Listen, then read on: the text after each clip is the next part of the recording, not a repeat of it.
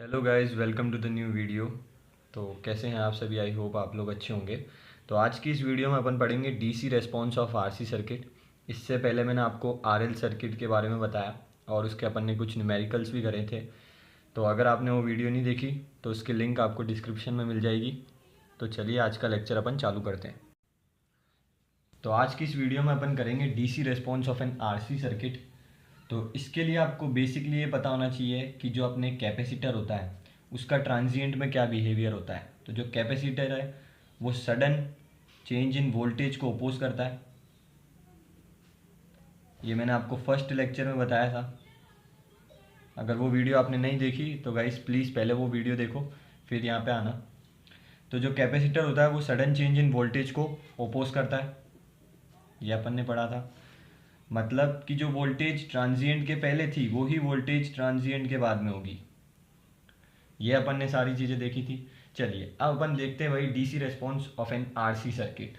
चलिए एक सर्किट अपन कंसिडर करते हैं। इसके भी मैं कुछ आपको डायरेक्ट रिजल्ट बताऊंगा, वो आपको याद करने पड़ेंगे जिससे अपने न्यूमेरिकल्स बहुत ही ईजीली हो जाएंगे।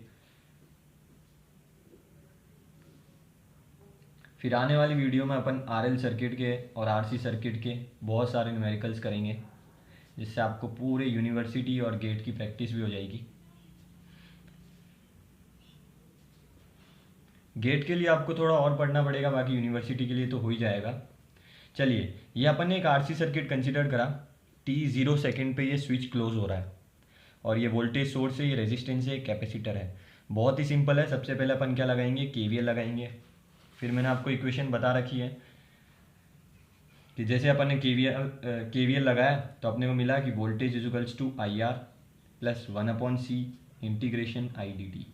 कैपेसिटर जब भी होता है तो उसके केस में होता है 1/c integration I D T और इंडक्टर केस में L D I by D T. तो चलिए वोल्टेज है। अब अपन क्या करेंगे, इंटीग्रेशन को हटाने के लिए अपने को डिफ्रेंशिएशन करना पड़ता है, तो अपन इसका डिफ्रेंशिएशन करेंगे। जैसे अपन इसको डिफ्रेंशिएट करेंगे अपने को मिलेगा ये वोल्टेज सोर्स है, तो वोल्टेज सोर्स कांस्टेंट होगा और कांस्टेंट का डिफ्रेंशिएशन आपके ज़ीरो होता है। तो मैं कह सकता हूँ कि ये तो ज़ीरो हो गया और आई आर का हो जाएगा, रेजिस्टेंस बाहर आ जाएगा क्योंकि रेजिस्टेंस कांस्टेंट है, D I by D T plus 1/c। और जैसे मैंने इंटीग्रेशन का डिफ्रेंशिएशन करा तो ये इंटीग्रेशन हट जाएगा, ये हो जाएगा करंट इजिकल्स टू वोल्टेज का डिफ्रेंशिएशन ज़ीरो। तो इस टाइप की जो डिफरेंशियल इक्वेशन को अपन बोलते हैं homogeneous differential equation. Homogeneous differential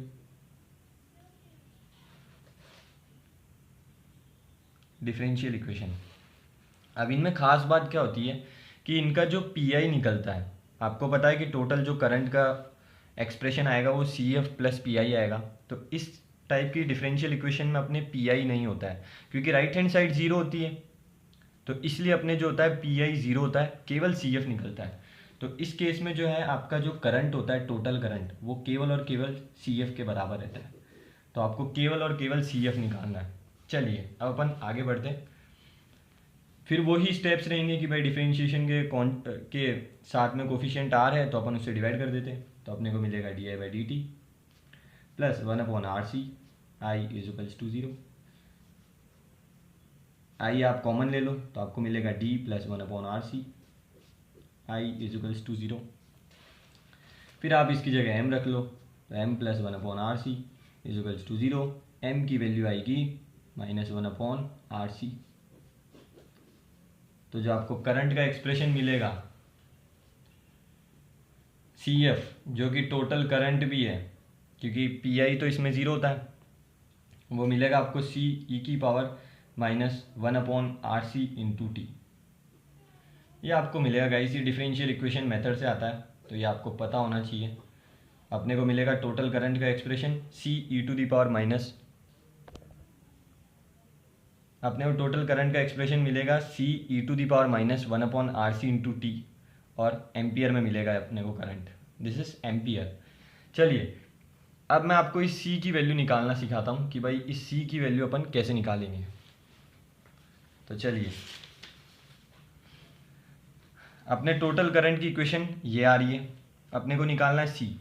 तो मैंने आपको बता रखा है कि कैपेसिटर की प्रॉपर्टी होती है कि वो सडन चेंज इन वोल्टेज को अपोज करता है। तो पहले अगर इस सिस्टम में आप वोल्टेज देखोगे तो आपको मिलेगा कि पहले सिस्टम में वोल्टेज ज़ीरो थी। क्यों? क्योंकि स्विच तो कनेक्टेड ही नहीं था। और बाद में भी वोल्टेज ज़ीरो होगी। आपको पता है कि अब देखो बाद में करंट कितना होगा, ये इंपॉर्टेंट है। बाद में करंट ट्रांजिएंट के बाद में, जैसे स्विच बंद हो गया, स्विच बंद होने के बाद करंट क्या आएगा? तो करंट होगा वोल्टेज अपॉन रेजिस्टेंस। तो यही किसके इक्वल रहेगा? सी के इक्वल। कैसे रहेगा सर सी के इक्वल? अपन ने क्या करा, टाइम को ज़ीरो रख दिया इसमें और करंट को भी ज़ीरो रख दिया। मैं बताता हूँ। तो ये हो गया ज़ीरो। करंट जो है अपने स्विचिंग के बाद में वो V बाई आर है, अपन ने अभी निकाला। तो V by R equals to C, और e की पावर में t को जैसे ज़ीरो रखा तो ये ज़ीरो हो गया, तो ये वन हो गया। तो c आपके V बाई आर के इक्वल हो गया, क्योंकि ये e की पावर ज़ीरो वन होता है। तो c अपने V बाई आर आ गया। तो जो अपने टोटल करंट का एक्सप्रेशन आएगा वो आएगा guys V by R E की power minus one upon R C into T. Very important expression. ये अगर आपको याद रहेगा तो आप इजीली सॉल्यूशन डायरेक्ट भी कर सकते हो। बहुत ही सिंपल है, और ये जो है ये एम्पियर में है, तो यूनिट लिखना ना भूले, नहीं तो आपके मार्क्स कट सकते हैं। तो करंट आपके आएगा V बाई आर ई की power minus one upon R C into T. और ये V बाई आर आपको याद रखना पड़ेगा कि भाई ये ट्रांजिएंट के बाद वाला करंट है, तो ट्रांजिएंट के बाद वाला सर्किट लेना होगा आपको क्वेश्चंस में, मैं आगे बताऊंगा। चलिए अब अपन निकालते हैं, इसमें अपने करंट निकल गया। अब मैं आपको कुछ बेसिक टर्म बताता हूँ। चलिए 2 मिनट। तो गाइज ये अपने करंट का एक्सप्रेशन निकल चुका था। तो चलिए अब यहाँ पे मैं आपको बेसिक टर्म ये बताना चाहता हूँ कि वन अपॉन आर सी जो होता है यहाँ पे, ये होता है आपके टाइम कांस्टेंट टाउ के बराबर। This is time constant, this is time constant के बराबर रहता है। तो यहाँ पे जो करंट आएगा वो आएगा V बाई आर ई की पावर, मैं इसको माइनस टाउ इंटू टाइम लिख सकता हूँ। तो ये कुछ इस प्रकार से होता है गाइस। आपको बेसिक कंसेप्ट ये आनी चाहिए कि भाई टाइम कांस्टेंट को क्या बोलते हैं। चलिए अब अपन निकालते हैं वोल्टेज अक्रॉस रेजिस्टेंस, क्योंकि उस केस में भी अपन ने निकाला था वोल्टेज अक्रॉस रेजिस्टेंस। यहाँ निकालते हैं, वो होता है करंट इंटू रेजिस्टेंस। बहुत ही ईजी है। करंट अपने को दे रखा है, ये करंट है, और रेजिस्टेंस से मल्टीप्लाई करना है। तो जैसे इसमें मल्टीप्लाई करोगे रेजिस्टेंस का क्या होगा, ये आर से वो आर कट जाएगा। तो वोल्टेज अक्रॉस रेजिस्टेंस कितनी निकलेगी? V ई की power minus one upon R C into T volt में। बहुत ही सिंपल है। इसी तरह वोल्टेज अक्रॉस कैपेसिटर निकलेगी। तो वोल्टेज अक्रॉस कैपेसिटर निकलेगी, आपको पता है फॉर्मूला वो क्या होता है? वन अपॉन सी, और कुछ टाइम के लिए लेंगे तो 0 से t तक आई डी टी। अपन इसका इंटीग्रेशन करेंगे तो वन अपॉन सी, करंट मेरे को पता है करंट का एक्सप्रेशन है V by R E to the power minus one upon R C into T. तो इसका इंटीग्रेशन होगा 0 से t तक V बाई आर ई की power minus one upon R C into T D T. अब जैसे आप इसका इंटीग्रेशन करोगे तो आपको जो फाइनल रिजल्ट मिलेगा वोल्टेज अक्रॉस कैपेसिटर, वो निकलेगी V वन माइनस ई की power minus T upon R C volt. तो ये आपको निकलेगी। ये आपको तीनों के तीनों रिजल्ट आपको याद होने चाहिए, voltage across capacitor, voltage across resistance and current का एक्सप्रेशन। जिससे क्या होगा कि आप कंपटीशन एग्जाम्स में बहुत ही जल्दी आंसर दे सकते हैं। तो ये आपको आना चाहिए। और अगर आपको वीडियो पसंद आ रही है गाइस तो प्लीज़ लाइक सब्सक्राइब और शेयर करें, प्लीज़ सपोर्ट करें। चलिए अब अपन देखते हैं भाई इसकी ग्राफ को, क्योंकि वहाँ भी मैंने आपको एक रिलेशन दिखाया था रेजिस्टिव वोल्टेज का और इंडक्टर वोल्टेज का। क्या रिलेशन था कि भाई इंडक्टर के अक्रॉस वोल्टेज डिक्रीज़ हो रही थी और रेजिस्टर के अक्रॉस वोल्टेज बढ़ रही होगी। यहाँ पे उल्टा है। कैसे है वो मैं आपको समझाता हूँ। यहाँ लोगे आप टाइम कांस्टेंट, यहाँ लोगे आप वोल्टेज। तो इस केस में क्या हो रहा है कि भाई देखो स्विचिंग के बाद में जो है कैपेसिटर चार्ज होने लग गया, तो जो कैपेसिटिव वोल्टेज है वो कुछ ऐसे बनेगी। तो इसलिए मैंने कैपेसिटिव वोल्टेज ऐसे बना दी। और जो रेजिस्टिव वोल्टेज है वो डिक्रीज़ हो रही है। रेजिस्टर के अक्रॉस जो वोल्टेज है वो डिक्रीज़ हो रही है। कैसे डिक्रीज़ हो रही है सर? तो वो हो रही है हीट के फॉर्म में। रेजिस्टर में जैसे ही करंट पास होता है तो वो हीट के फॉर्म में डिस्चार्ज करता है। तो जो रेजिस्टिव वोल्टेज है वो ऐसे डिक्रीज हो रही है कुछ इस प्रकार से। इनको आप ज्वाइन कर लेना। कुछ इस प्रकार से ये डिक्रीज हो रही है, ये ग्राफ कुछ इस प्रकार से डिक्रीज हो रही है। तो ये था गाइस आरसी सर्किट पे कंसेप्ट। चलिए एक न्यूमेरिकल देखते हैं, आपको बहुत ही इजीली समझ आ जाएगा कि वो न्यूमेरिकल कैसे हो रहा है।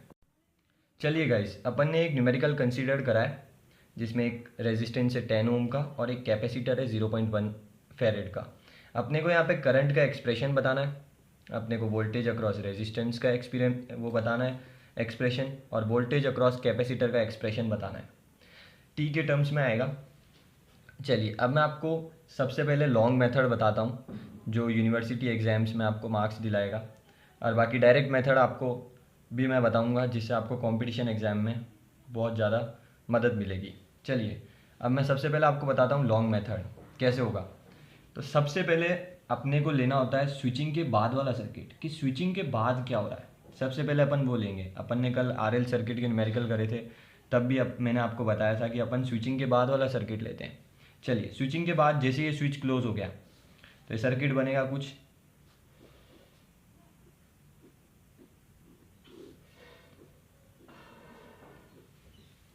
कुछ ऐसा ये सर्किट बनेगा। अब आप इसमें करंट केवीएल लगा दो। तो जैसे आप केवीएल लगाओगे तो आपको मिलेगा 10i plus 1/0.1 integration I D T. ये मैंने कैसे लिखा, क्योंकि ये 10i, सॉरी अपन ऐसे ले रहे हैं, इस डायरेक्शन में ले रहे हैं अपन केवीएल, आप कैसे भी ले सकते हो। तो ये रेजिस्टेंस के अक्रॉस है 10i प्लस 1/c, तो कैपेसिटर है 0.1 इंटीग्रेशन आई डी टी, क्योंकि कैपेसिटर होता है 1/c integration I D T. अपन ने ये ले लिया। अब उसके बाद में क्या होगा, अपने को वोल्टेज दे रखी है 20। अब मैंने आपको फिर बताया था मैंने आपको कि भाई अपन को इंटीग्रेशन के हटाने के लिए अपने को डिफ्रेंशिएशन करना पड़ेगा। तो डिफ्रेंशिएशन कर दो। तो डिफ्रेंशिएशन करते ही हो जाएगा 10 di/dt, और ये 1/0.1 इंटीग्रेशन हट जाएगा तो करंट हो जाएगा, और इधर डिफ्रेंशिएशन करोगे तो ये 0 हो जाएगा। अब अपन 10 से डिवाइड करेंगे डिफ्रेंशिएशन का कोफिशिएंट को हटाने के लिए, तो हो जाएगा di/dt, और जैसे आप इसमें 10 डिवाइड करोगे ये हो जाएगा 1, तो ये i हो गया इक्वल्स टू 0।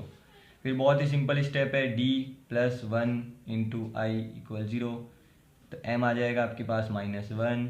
अपन ले सकते हैं, मैंने आपको बताया था कि टोटल करंट यहाँ पे केवल और केवल CF के इक्वल रहता है। क्यों? क्योंकि राइट हैंड साइड जो है वो डिफ्रेंशिएशन के कारण 0 हो जाती है, क्योंकि वोल्टेज हमेशा कांस्टेंट रहेगा। तो आपको इसमें कभी भी PI नहीं निकालना होता है। अब आपके जो CF आएगा वो आ जाएगा, जो टोटल करंट का एक्सप्रेशन आएगा वो आएगा CE⁻1 इंटू टी, ये आपके आ जाएगा। चलिए अब अपन निकालते हैं, ये आपके आ गया करंट का एक्सप्रेशन। अगला अपने को पूछा था यहाँ पे वोल्टेज अक्रॉस रेजिस्टेंस, फिर वोल्टेज अक्रॉस कैपेसिटर, वो भी निकालते हैं। वोल्टेज अक्रॉस रेजिस्टेंस कैसे आएगी, current into resistance, V/IR formula होता है, तो करंट इंटू रेजिस्टेंस। करंट निकाल लिया अपन ने, CE⁻1t। रेजिस्टेंस अपने को कितना दे रखा है सर्किट में, तो रेजिस्टेंस अपने को दे रखा है 10 ओम का, तो मैंने 10 से मल्टीप्लाई कर दिया, तो अपने को मिल गया ये 10 CE⁻t। चलिए अब अपन C की वैल्यू निकालते हैं कि सर C की वैल्यू क्या आएगी, ये बताइए C की वैल्यू। तो अपन C की वैल्यू निकालते हैं।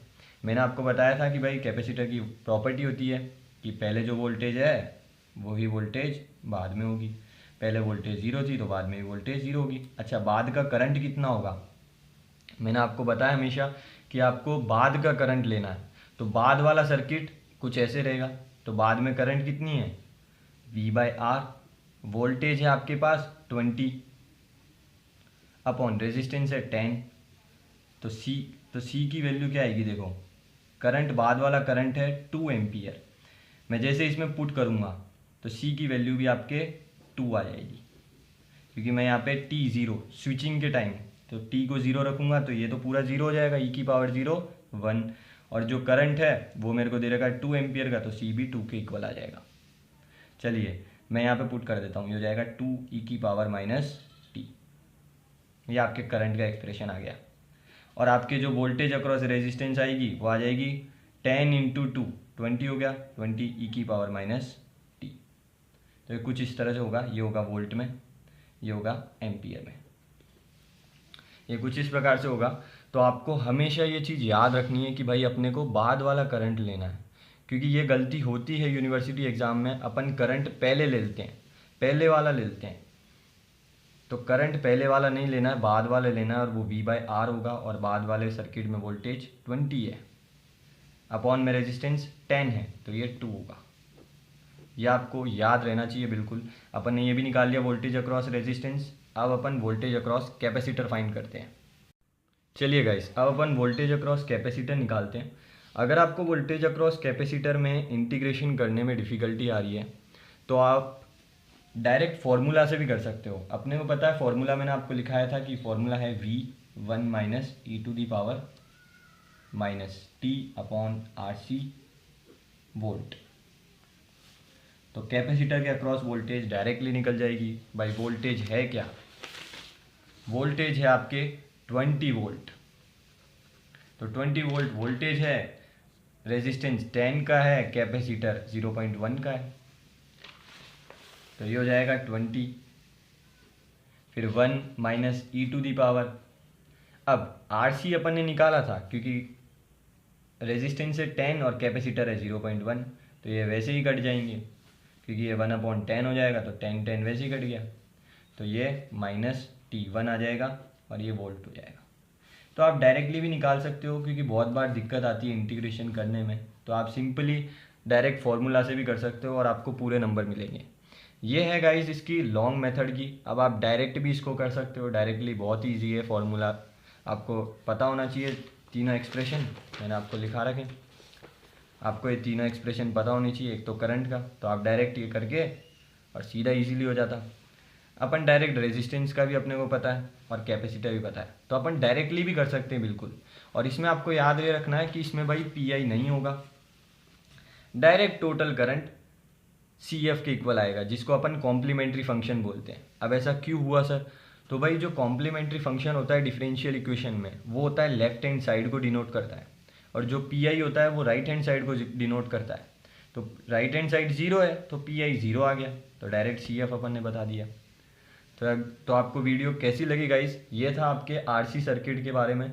आपको समझ आया तो प्लीज़ कमेंट में लिखना कि मेरे को समझ आया, और प्लीज़ चैनल को लाइक, सब्सक्राइब और शेयर करें, सपोर्ट करें। Thanks guys.